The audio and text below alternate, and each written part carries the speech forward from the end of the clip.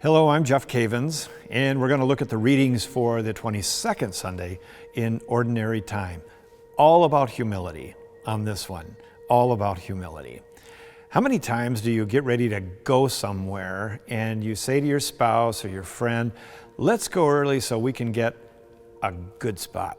Everybody wants a good spot. Everybody wants a good seat, and I'm no different. I would like to have a great seat too, and oftentimes I get out to a place early or a movie or whatever it is, so I get a good seat.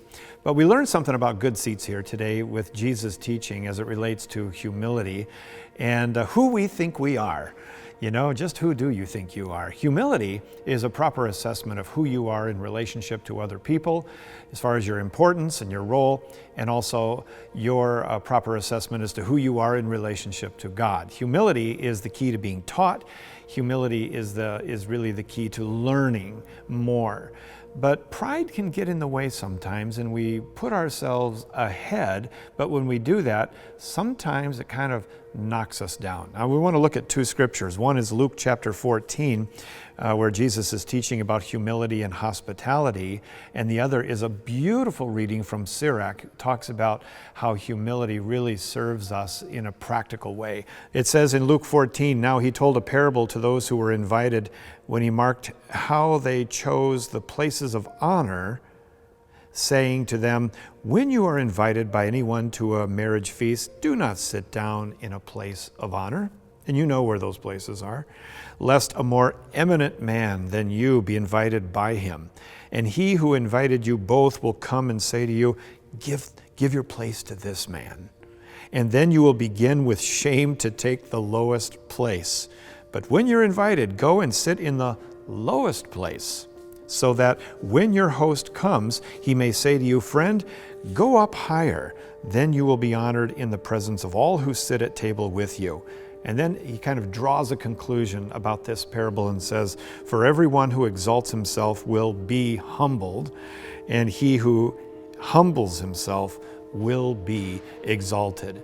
This is a teaching about the heart and where we place ourselves at special events. Now, recently, I'll tell you, I felt the sting of this a little bit, even though I didn't choose the place, but I was invited to a priestly ordination in my hometown, and I went there early, wanted a good spot. And I was invited to sit with a particular educational institution because I taught there, and I thought, this is good. I'm only part-time, but this is good.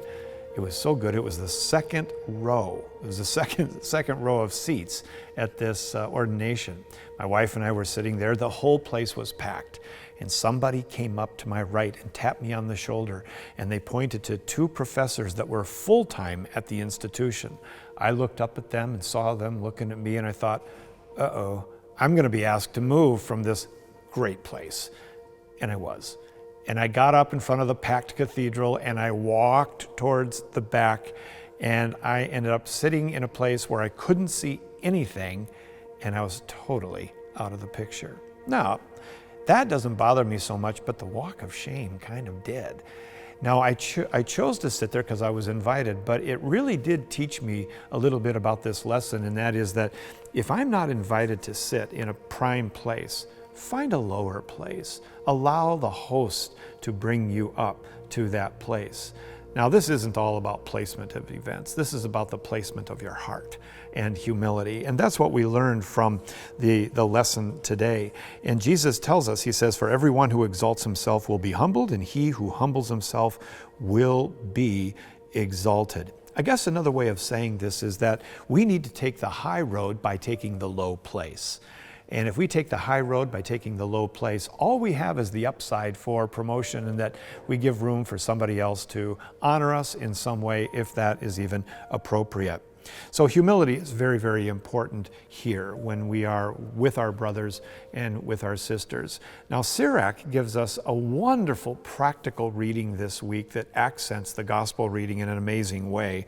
And it says, my child, conduct your affairs with humility. There's nothing wrong with taking the lowest place. You're participating.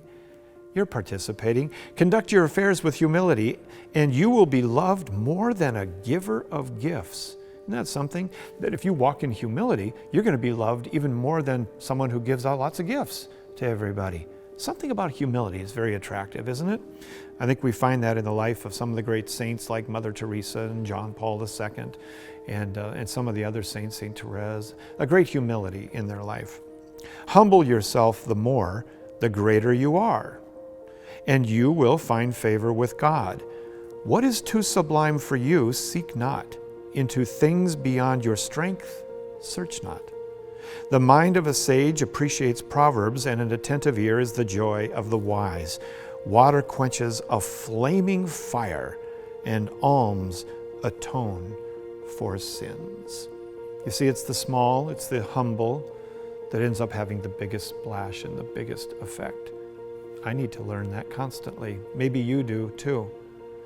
Jesus was humble. Moses was meek, the meekest man on earth.